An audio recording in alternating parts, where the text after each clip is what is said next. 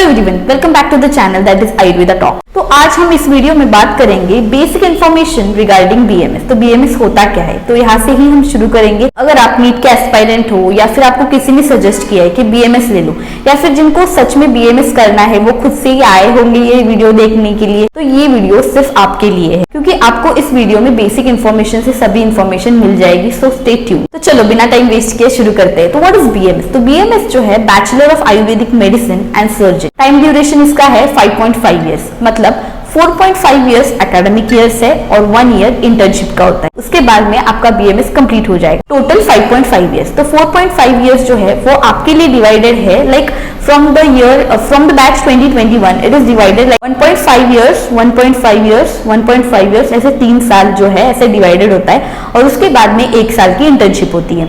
तो ये जो टाइम ड्यूरेशन है वो पूरा बीएमएस का होता है, उतना ही एमबीबीएस का होता है। तो आप थोड़ा आयुर्वेदा का बैकग्राउंड देख लेते हैं। तो आयुर्वेदा जो है 5000 इयर्स ओल्ड का साइंस है। 5000 साल पुराना ये साइंस आया कहाँ से, मतलब मिला कहाँ से हमको? तो ये मिला अलग अलग संहिता से, जो उस टाइम पे आचार्य ने लिखा था। आचार्य सुश्रुत, आचार्य चरक, आचार्य वाग्भट, ऐसे बहुत सारे आचार्य हैं जिन्होंने संहिता लिखी थी। तो उसी संहिता से आज भी ये आयुर्वेद हमारी इंडिया में चल रहा है और ये बहुत पुराना हीलिंग मेथड है। तो इसे हम होलिस्टिक हीलिंग मेथड भी कह सकते हैं। और ये सिर्फ बीमारी का इलाज ही नहीं करता है, तो ये अपनी बॉडी, माइंड, सोल पूरा बैलेंस करने का भी काम करता है। एलिजिबिलिटी क्राइटेरिया क्या है बीएमएस के लिए? तो ऑब्वियसली ये सबको पता है कि ये नीट के बाद ही होता है और आपको 3 ऑप्शंस रहते हैं बीएमएस अगर आपको परसीव करना है तो। It is going to be government colleges, semi government colleges और प्राइवेट कॉलेजेस और डीम्ड कॉलेजेस। तो ये जो है ऑप्शन है आपके लिए बीएमएस अगर आपको परसीव करना है तो। ऑल इंडिया कोटा के लिए सीट्स भी यहाँ पे रिजर्व होती है। कोर्स स्ट्रक्चर की हम इन शॉर्ट बात करेंगे तो फर्स्ट ईयर में आपको एनाटॉमी, फिजियोलॉजी, संस्कृत एक लैंग्वेज सब्जेक्ट है और वो रखा गया है क्योंकि जो हमारी संहिता है वो पूरी संस्कृत में लिखी गई है।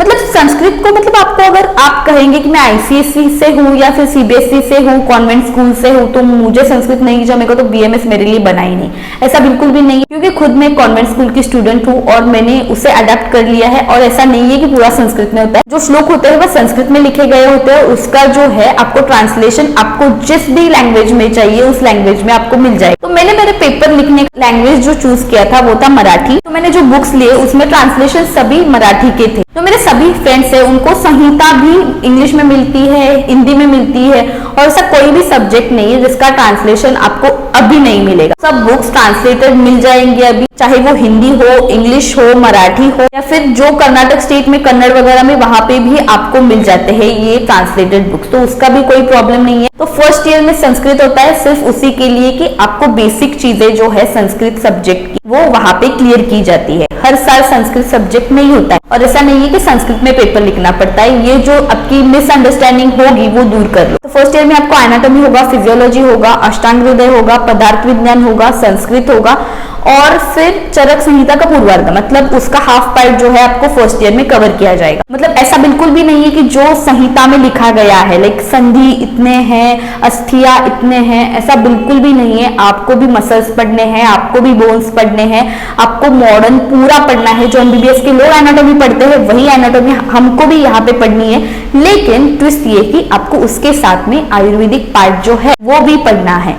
इतना ही ट्विस्ट है। ऐसा नहीं है कि सिर्फ आयुर्वेदा ही आता, सिर्फ यही करते हैं हम लोग, नहीं, आपको मॉडर्न प्लस आयुर्वेदा पढ़ना पड़ता है। तो ये हुई फर्स्ट ईयर की बात। सेकेंड ईयर में आपको चरक संहिता का उत्तरार्ध होगा, मतलब कि सेकेंड हाफ पार्ट। तो आपको यहाँ पे सिर्फ बेसिक इंट्रोडक्शन चाहिए इस वीडियो में, राइट? तो आपको चरक उत्तरार्ध जो होगा सेकेंड ईयर में होगा। फिर आपको स्वस्थ वृत्त और योगा एक सब्जेक्ट होगा, इसमें मेडिसिन, योगा, ये सभी चीजें कवर हो जाएंगी।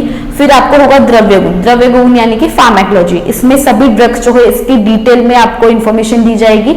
और उसके साथ में मॉडर्न सब्जेक्ट यानी कि फार्मेक, ये भी कवर किया जाएगा। उसके बाद में जो सब्जेक्ट है वो रोग निदान होगा। रोग निदान यानी पैथो, सब डिसीज की पैथोफिजियोलॉजी इस सब्जेक्ट में आपको पढ़नी है। नेक्स्ट जो है अंग तंत्र है, टॉक्सिकोलॉजी और फॉरेंसिक मेडिसिन, ये सब्जेक्ट सेकेंड ईयर में होता है। इसमें ज्यादा से ज्यादा पार्ट मॉडर्न में ही रहता है, बहुत कम आयुर्वेदिक पार्ट है टॉक्सिकोलॉजी में, लेकिन कवर हो जाता है। बहुत ही इंटरेस्टिंग सब्जेक्ट है, you can say it was my favourite subject. तो उसके बाद में रसशास्त्र और भेषज शास्त्र होता है। तो ये जो सब्जेक्ट है वो जो हम मेडिसिन बनाते हैं आयुर्वेदिक मेडिसिन, तो उसके लिए जो इंग्रेडिएंट लेते हैं, कहाँ से आते हैं, उन सब की गुण या जो भी चीजें हैं इस सब्जेक्ट में पढ़ाई जाती है। आपको वो पता चलेगा धीरे धीरे। ये बेसिक वीडियो है इसलिए मैं यहाँ पे डिटेल में बताना नहीं चाहूंगी। लास्ट ईयर में आपको गायनेकोलॉजी होगा, पेडियाट्रिक होगा, फिर काया चिकित्सा मतलब मेडिसिन होगा, फिर सर्जरी होगी, पंचकर्म सब्जेक्ट होगा। तो ये सभी चीजें मतलब गायनेक और पीडियाट्रिक्स सिर्फ आयुर्वेदा नहीं, मैं अगेन अगेन कहूंगी कि इसमें आपको मॉडर्न प्लस आयुर्वेदा दोनों पढ़ने पड़ते हैं। तो सेकेंड ईयर से ही आपके लिए पोस्टिंग्स रहते हैं। पोस्टिंग्स मतलब क्या, तो गायनेक का अगर आपका पोस्टिंग है तो गायनेक मतलब गायनेक के पीडी के लिए, आईपीडी के लिए आपको अटेंड करना पड़ता है। वहां पे पेशेंट्स देखने पड़ते हैं, कैसे ट्रीट किया जा रहा है वो भी देखना पड़ता है, एंड इनफैक्ट ऑपरेटिव प्रोसीजर्स भी हमें देखने के लिए मिलते हैं। हमने खुद से बहुत सारे LACS, नॉर्मल डिलीवरी, हिस्टेक्टोमी सब कुछ देखा है, तो ये भी आपको देखने के लिए मिलेगा।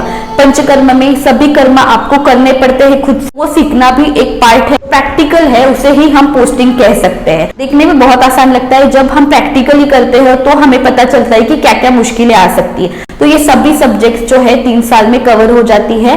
फिर लास्ट 1 ईयर जो है इंटर्नशिप रहता है। तो हमारे कॉलेज में ऐसा है कि हमारा जो पूरा क्लास है वो डिवाइड हो जाता है 2 बैचेस में, दैट इज बैच ए और बैच बी। बैच ए जो है पहले 6 मंथ्स जो कवर करता है, कॉलेज में कवर करता है, और उसके बाद में PHC और रूरल में शिफ्ट हो जाते हैं 6 मंथ्स के लिए। तो ऐसे इंटर्नशिप कवर होता है इन महाराष्ट्र। मुझे जैसे पता है बाकी के कॉलेजेस में थोड़ा सिस्टम अलग है, लाइक उनके यहाँ पे टॉप 25 जो स्टूडेंट्स रहते हैं वो पहले कॉलेज में इंटर्नशिप कवर करते हैं और फिर 6 मंथ्स जो है वो बाहर जाके मतलब PHC यहाँ पे जाके सिविल में कवर करते हैं। One more thing I missed out is that last year में हमें शालाक्य तंत्र ये सब्जेक्ट भी होता है, that is ENT and ophthal. Okay, ये सब्जेक्ट भी यहाँ पे कवर किया जाता है, तो इसके भी हमें पेशेंट्स देखने के लिए बहुत ज्यादा मिलते हैं। So it all depends on the patient flow of your college. तो आपको एडमिशन लेते वक्त आपके कॉलेज की पूरी हिस्ट्री निकाल के कितना पेशेंट फ्लो है, कैसी फैकल्टी है, फैसिलिटीज कैसे है, फिर आपका जो हॉस्पिटल है वो कैसा है, वहां पे फैसिलिटीज कैसी, ये सभी चीजों की जो है इंफॉर्मेशन निकाल के ही एडमिशन का फॉर्म फिल करना है। मतलब वो जो लिस्ट है वो फिल करनी है। कोई भी ऐसा वैसा कॉलेज मत लो, बाद में अगर रिग्रेट करते बैठोगे तो कुछ भी नहीं बदले। तो इसीलिए एडमिशन लेने से पहले ही देख लो कि कॉलेज कौन सा आप लिस्ट में फिल कर रहे हो, वहां पे क्या फैसिलिटीज है, आजू बाजू में आयुर्वेदिक क्लिनिक्स है या नहीं, मॉडर्न क्लिनिक्स है या नहीं, जिसके मतलब ये क्यों देखना है, आजू बाजू में है कि नहीं, इसका क्या लेना देना है हमसे। तो ये इंपॉर्टेंट है, क्योंकि 2nd 3rd ईयर में जब आपको टाइम मिले आप वहां पे प्रैक्टिस करने के लिए जा सकते हो।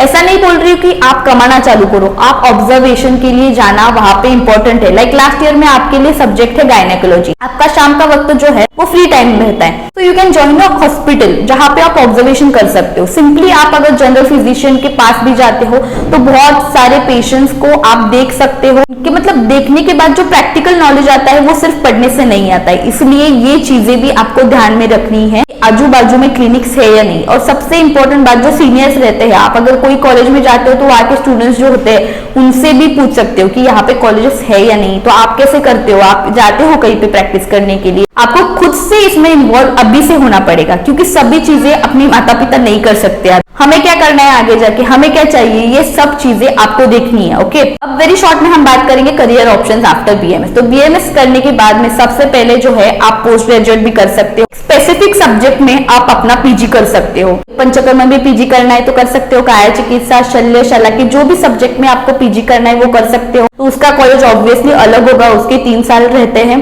उसके लिए भी एक एग्जाम रहता है, दैट इज AIAPGET। हमारे बाकी के वीडियोस में भी इसके रिगार्डिंग आपको आराम से इंफॉर्मेशन मिल जाएगी। सेकंड ऑप्शन रहता है आपको मेडिकल ऑफिसर बनने के लिए। थर्ड ऑप्शन जो है प्राइवेट कॉलेजेस में या फिर गवर्नमेंट कॉलेजेस में, वहां पे भी आप एक रेसिडेंशियल मेडिकल ऑफिसर की तरह आप काम कर सकते हो। तो BMS के बाद बहुत ही ज्यादा लिमिटेड ऑप्शंस है, ऐसा बिल्कुल भी नहीं है। आप रिसर्च में जा सकते हो, आप खुद का क्लिनिक खोल सकते हो, पंचकर्मा सेंटर स्टार्ट कर सकते हो, जितना करोगे उतना कम है। आयुर्वेदा जो है वर्ल्ड वाइड बहुत ज्यादा एक्सपांड हो रहा है, तो आप एंटरप्रेन्योर, कंटेंट क्रिएटर हो सकते हो, लेक्चरर भी हो सकते हो। बहुत सारे ऑप्शंस है, ऐसा नहीं है कि खत्म सिर्फ क्लिनिकल प्रैक्टिस करनी है, नहीं, बहुत सारी चीजें आप BMS के बाद में आपके सामने होती है। इससे भी ज्यादा अगर आपको करियर ऑप्शंस जानने हैं तो कमेंट में, तो मैं एक अलग वीडियो बना दूंगी only for career options after BMS। Video and करने से पहले यही बताना चाहूंगी कि बहुत लोग कंपेयर करते हैं MBBS और BMS के लिए, लेकिन ये दो फील्ड ऐसे है ही नहीं कि जो कंपेयर किया जा सकता। ये जो MBBS में है वो सिर्फ और सिर्फ एलोपैथी और उनका जो एक फील्ड है वो उन्हें फॉलो करते हैं, कंपेयर ही नहीं हो सकता है। और जो आयुर्वेदा में है, यहाँ पे एंशियंट साइंस के साथ साथ मॉडर्न साइंस दोनों पढ़ाया जाता है। यहाँ पे पंचकर्मा इंक्लूड होता है, और यहाँ पे जो ट्रीटमेंट करने का जो मेथड है वो MBBS वालों को, मतलब ये कंपेयर हो ही नहीं सकता है। ये दोनों चीजें जो है वो यूनिक है इन इट्स ओन वे। और ऐसा भी नहीं है कि MBBS नहीं मिला तो BMS कर लेते हैं, ये बैकअप नहीं है एमबीबीएस के लिए। बीएमएस को एक अलग नजरिया से देखने की जरूरत है आपके लिए। बीएमएस जो है सिर्फ कम मार्क्स मिला है, इसलिए यहाँ पे एडमिशन लेने से कोई फायदा नहीं होगा आपका। अगर आप एडमिशन लेके बीएमएस में आते हो तो बहुत ही अच्छे डिटर्मिनेशन के साथ आओ कि नहीं मुझे कुछ तो करके दिखाना है, इस फील्ड में मुझे कुछ तो करके दिखाना है। ऐसा नहीं कि एमबीबीएस नहीं मिला है तो बीएमएस में आ गए। तो अगर आपको बीएमएस के रिगार्डिंग कुछ भी डाउट हो तो जरूर पूछ सकते हो हमें कमेंट सेक्शन में। और मुझसे अगर कुछ छूट गया है बताने के लिए, क्योंकि ये ऑलरेडी बहुत ही ज्यादा बड़ा वीडियो हो चुका है एंड बहुत दिनों के बाद में मैंने ये वीडियो बनाया है। एक्चुअली हमारी यूनिवर्सिटी की फाइनल एग्जाम्स है, लेकिन अब ये वीडियो बनाना बहुत ही जरूरी था। तो अगर कोई भी डाउट है, क्वेश्चन है तो आप जरूर पूछ सकते हो मुझे in the comment section. Thank you and all the best.